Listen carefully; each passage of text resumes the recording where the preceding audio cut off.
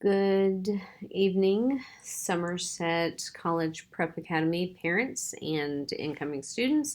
This is a new student orientation video so that you don't have to sit in an auditorium and listen to us go on and on. So I'm going to narrate this PowerPoint and give you information as we go and post it and email it. And if you have questions, you are more than welcome to put them in the comments of everywhere this gets posted. My name is Erica Rains, and I am the principal of Somerset College Prep Academy Charter Middle High School in St. Lucie West. The Somerset campus is one of three Somerset schools in our county. Somerset College Prep is a 612. There is Somerset Academy Bethany, and that one is a preschool through fifth grade, also in St. Lucie West. And then there is Somerset Academy St. Lucie, which is also a preschool through fifth grade. It's over off Becker. But this particular orientation video is for the College Prep campus, which is the 6 through 12 campus. So, want to try to give you guys a little bit of information. I don't want to necessarily read slides to you. You can always hit the pause button if there's something that you do need to read. One of the cool things about Somerset College Prep is that we are an A-rated school again. We have been open for 10 years. This is our 10-year anniversary this year. And for all but one of them, we have been an A school, and we kept our A through the pandemic year, and we are an A again this year. What's special about this year is not only are we an A, we are the highest performing school in St. Lucie County of the 6 through 12 schools and all the comprehensive high schools. And this chart here kind of shows you how we compare. The second highest is Lincoln Park Academy.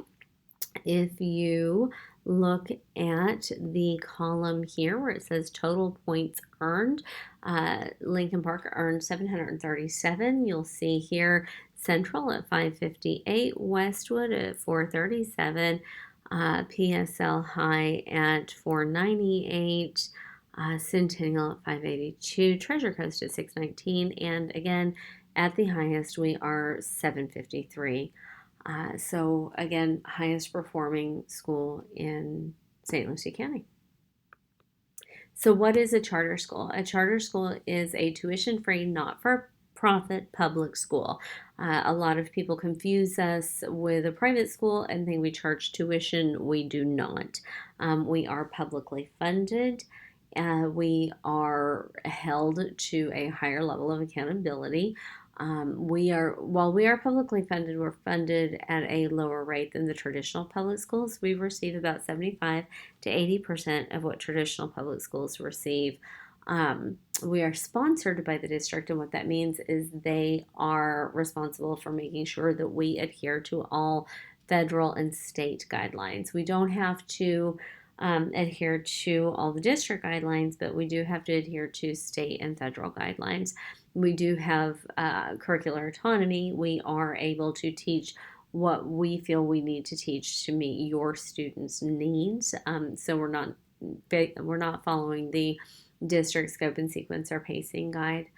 I mentioned a minute ago, we're held to a higher level of accountability, and what that means is that the district or state can close us if we are not performing. So if we weren't an A school, if we were an F school, or if we were financially mismanaged, we would be subject to closure. So like I said, we are publicly funded the same way the same method that the district schools are funded using the Florida Education Finance Program. Difference being, again, that we get about 75 to 80% of what the district gets. The money goes to the state gives the money to the district, and the district disperses that money to charter schools. The district charges a 5% administration fee from the charter schools, so that we don't get all of that money. We, however, at this college prep campus, we're a high performing, state designated high performing, state designated school of excellence. And so the district is only allowed to take 2.5% of our funding, as opposed to 5%. The other two Somersets in the county, the district does take 5% of those. If you are a homeowner, you know that you have a line item on your tax bill called millage, property tax revenue, and none of that money typically goes to the schools in the districts to offset capital expenses. It does not go to charter schools. None of that money goes to charter schools. And then charter schools have to be open 3 or more years in order to qualify for most, not all, grants. Although things are getting better in the grant world lately. So again, we function about 75 to 80% of what traditional public schools function at. So it costs us a little bit more to exist, and because of that, we are often asking for donations. So when you see the text blasts go out or the posts going out asking for donations, it's because we have less funds than the district has. And what funds we do get, we try really hard to put that back in the classroom and into our teachers to make sure your students are taken care of. This is our bell schedule. We open at 8:30, and we open at 8:30, but classes start at 8:30. Homeroom runs from 8:30 to 8:40. Dismissal is at 3:45. And these are on regular days. This is the early release schedule. Dismissal on the early release schedule is 1:45. Dismissal process. So bus riders and walkers go through the bus loop gate and the gate down by the gymnasium. Parent pickup students exit out of the front gates or by the cafeteria. And students load into the cars in front of the crosswalk only.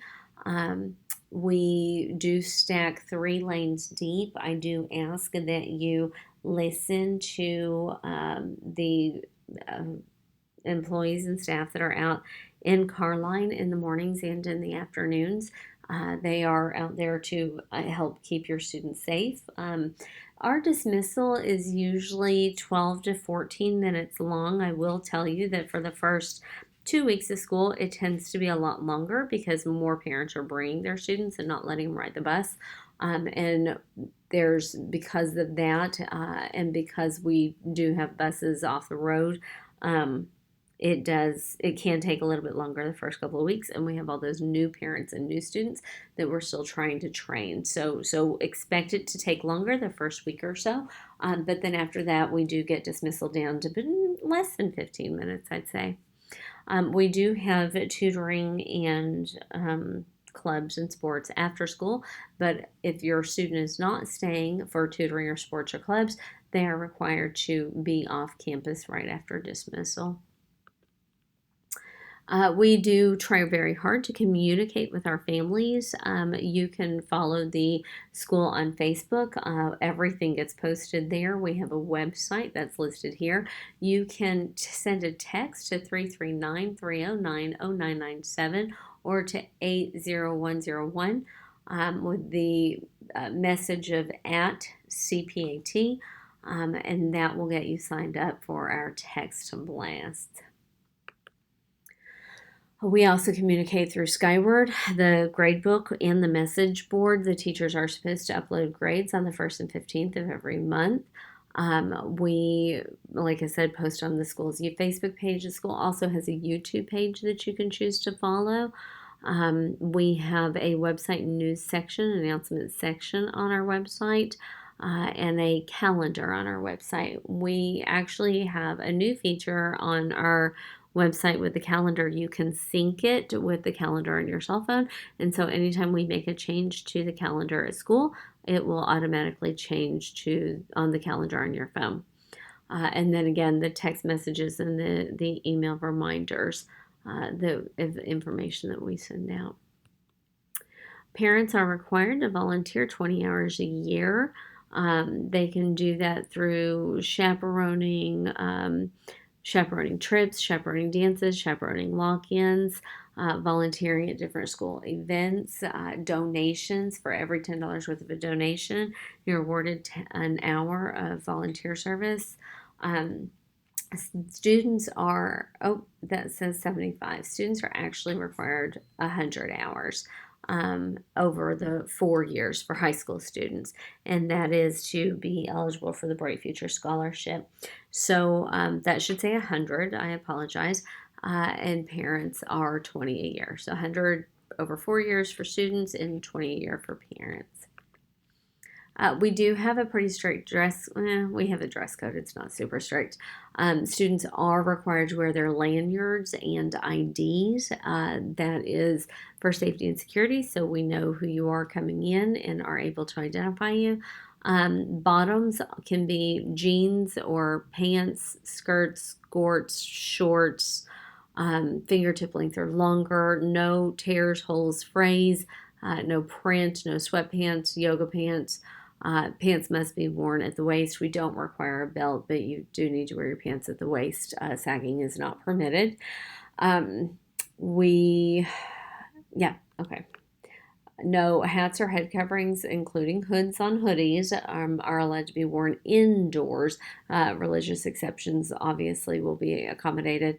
Masks are completely optional. Wear it if you want to, don't if you don't. We only allow for school outerwear. Hoodies and jackets can be worn at any time if they are school sanctioned.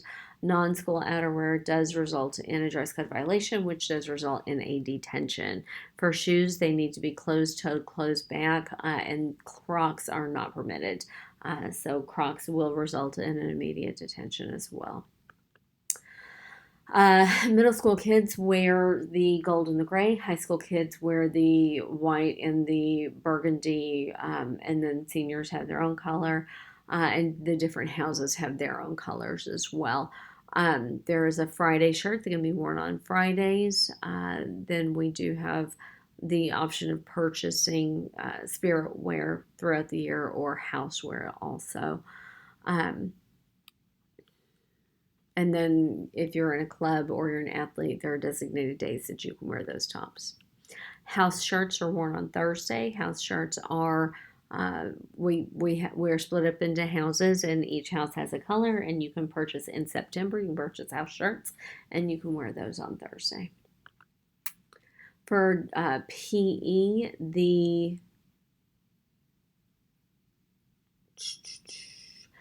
for PE, the school is selling the sets of PE uniforms. The natural color, or kind of gold-ish color, is for high school, and the gray color is for middle school. And the sets do come in tops and shorts with the Spartan logo on it. If you are a student driver, if you have a driver's license, and you want to drive on campus, you can. We do have student parking. Student parking, you do have to fill out the application for student parking, purchase a parking pass. I believe it's $20. Provide a copy of your driver's license, insurance, and registration in order to be eligible to park on campus. There is an area of the parking lot that is designated strictly for student drivers, and it is a privilege if you are caught skipping, leaving campus, and not coming back. If you are taking advantage of that privilege, it will be revoked, and you will not be permitted to drive on campus. The drop-off and pickup for students is the triple loop in the parking lot. You pull in off of Peacock and turn right and follow the bend around to the stop sign. We do have, I mentioned that pickup in the afternoon is quick, but that pickup can be up to 15 minutes, but drop off is pretty quick. Drop off is it's very staggered, so that doesn't take long at all. Security, we do have security on campus. We have a PSLPD officer on campus that is here from the time we start school to the time we end school. In addition to that, we also have um,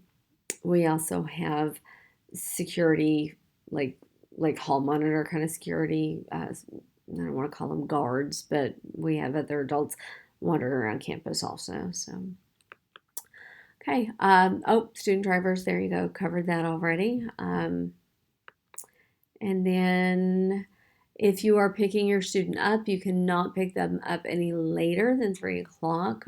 Late check-in, you do have to check your student in at the office. Campus is open from 7:45 to 3:45. That is subject to change. So keep an eye out for information going out about that. Clubs and tutoring, obviously allowing kids to stay on campus later.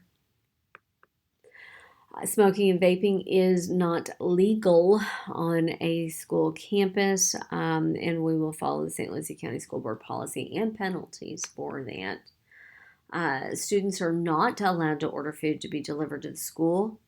Students cannot come out to the parking lot to your car to get food from you or a delivery driver.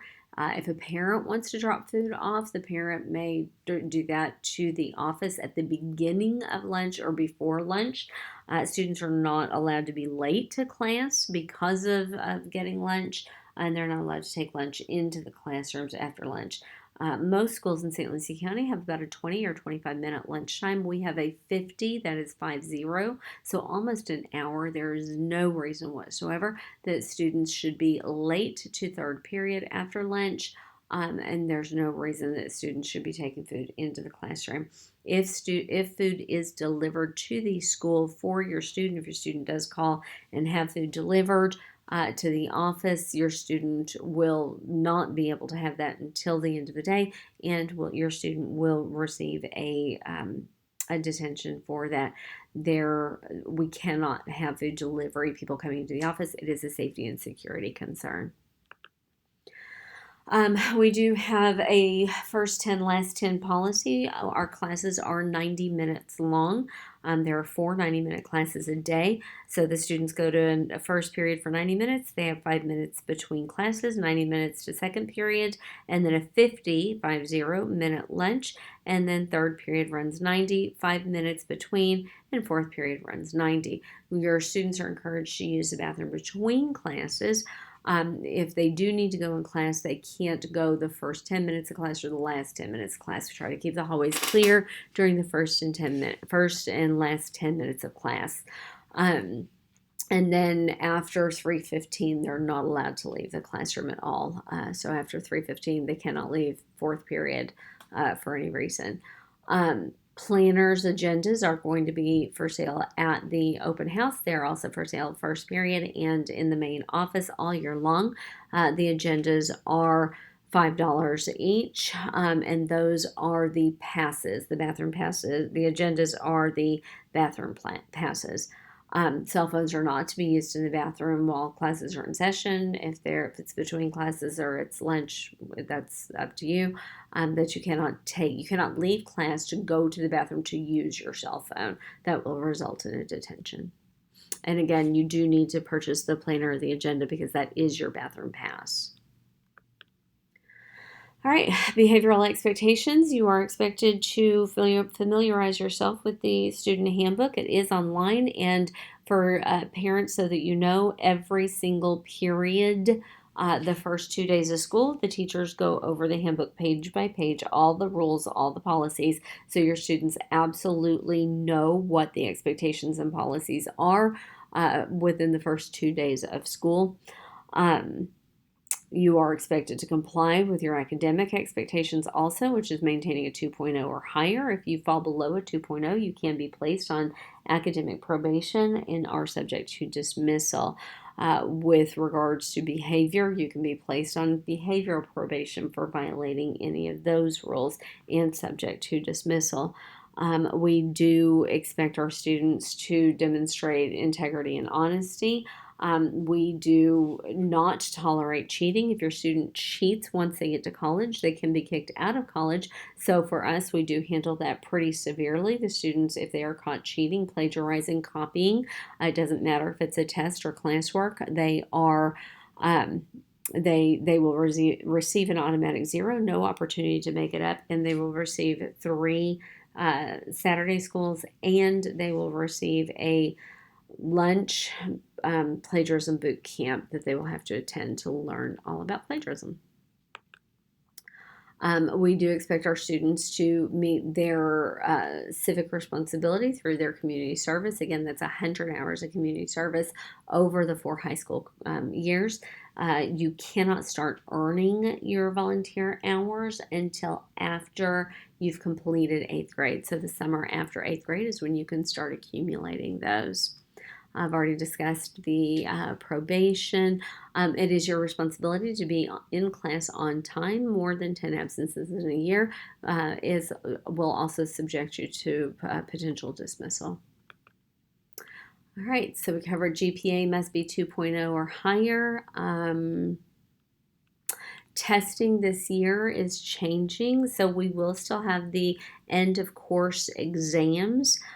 So Algebra 1, Geometry, Biology, and U.S. History and Civics will still have the EOCs, but the FSAs are changing. They are called FAST tests now, or FAST assessments. That is 3 times a year now, September, sometime in the middle of the year and sometime towards the end of the year. More information will go out about that. Those are progress monitoring assessments is what they call them. You do still have to, well, if you are a 11th or 12th grader this year, you do still have to have passed that 10th grade ELA FSA in order to graduate. Hope I already covered this. I guess I got ahead of myself. All right, tutoring.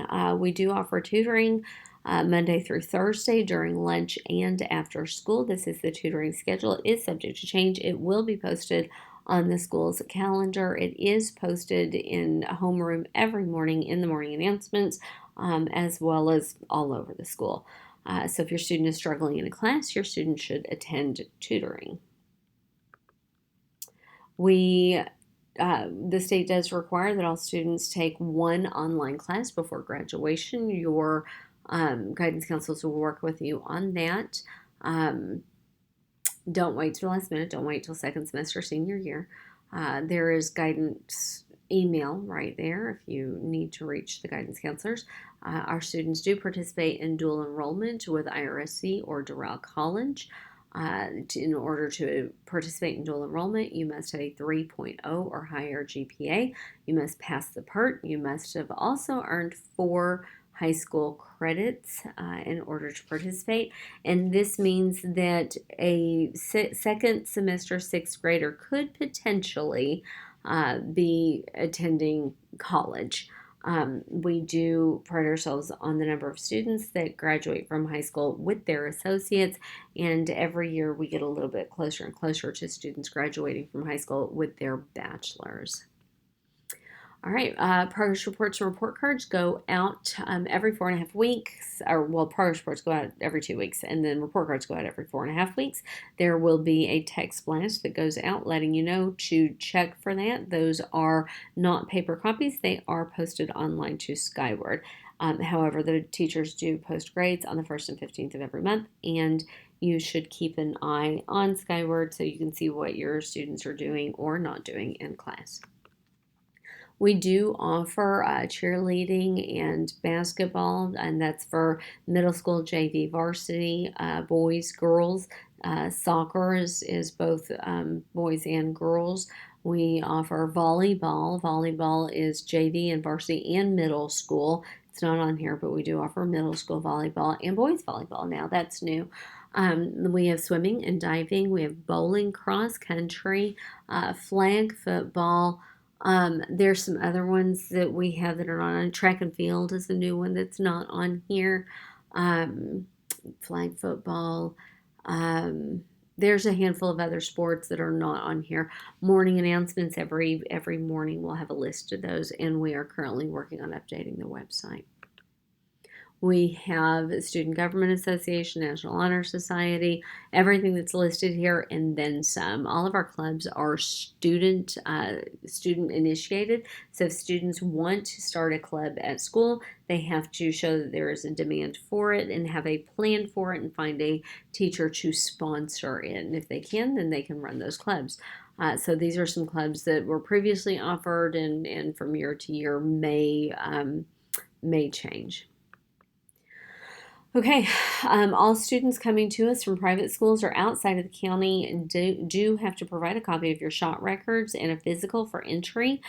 We do ask if your student has a medical condition that you let the school know so that we're able to make sure that your student is taken care of while they're in our care. And if anything changes with the medical status of your student, that you make us aware of that also. If a student does take medication, there are forms that must be completed. You can get those from the main office, and a physician's authorization form has to be with it, and the medication must remain in the main office, and the student will come to the office for that medication when they need it. The only exception to that is an EpiPen or a inhaler, in which case we have to have something from the physician telling us that the student can carry that on their person. We do provide transportation. They are countywide we provide transportation countywide. They are depot stops. And what depot stops means is that while they may not be close to your home, they're still closer than going all the way to school. It's not going to be necessarily be at the end of your street. It may be a few miles from your home. Charter schools are not required to provide transportation, so we do so as a courtesy. I will tell you right now that the school owns 13 buses, and we currently only have 7 drivers. We are having a very hard time hiring, just like everybody else in the country. We are having a hard time hiring, so we are running 7 buses instead of 13 countywide, which means we're going to be doing double runs this year, and there's going to be some challenges, and we ask you to be as patient as possible. Okay, schedules are going to be in your red folders that you pick up in the cafeteria when you come for open house. You will follow your schedule, go to your different classrooms and meet your teachers. From them, you will pick up your syllabus. Your syllabus will have your supply list or what your teachers require from you in class on that syllabus. Medical forms are going to be available at open house. Transportation request forms are available on the website. The communication form, if you missed it, you can rewind this, take a picture of it, or you can get a copy of it out of your red folder that you'll be picking up. Physician's authorization form you can download from the website, or you can pick up in the office when you're here for open house, or you can stop by the office at any point through the year and grab that if that's something that you need. The uniform company will be on site during open house, and the PE uniforms will be available at open house. If you intend to play sports, you do have to have a sports physical. And that is a different form. You can also pick that up while you're at open house or from the main office. EF Tours forms are not going to be available. EF Tours is the company that we use for our spring break trips. Every spring break, we go somewhere. We have gone to China. We've gone to Greece, Italy, Spain, England, Ireland, Scotland, Costa Rica a couple of times. France, we have been all over the world, and this next spring break, our trip is to Japan. I believe there are 2 or 3 seats left on that, and then the year after that, so spring break 2024, we will be going to Spain and Portugal. So you can find information about that on the website or watch for more information to go out. We do have meetings about those trips all the time. Pupil ID, if you're a new student, you should have filled that out with the application. And if you're a returning student, you should have received an email to fill that out and turn it in. If you didn't, you do need to pick that up at open house. All right, we are coming out, hopefully, out of the COVID pandemic. Things are getting a little bit more normal, but we are still encouraging you to wash your hands. We still have our sanitizing stations all over the campus. We still are providing things for our teachers to wipe and sanitize the classroom periodically throughout the day and deep clean every night. Okay, I do believe that that is it, and I hope you have enjoyed this orientation and let us know if you have any questions.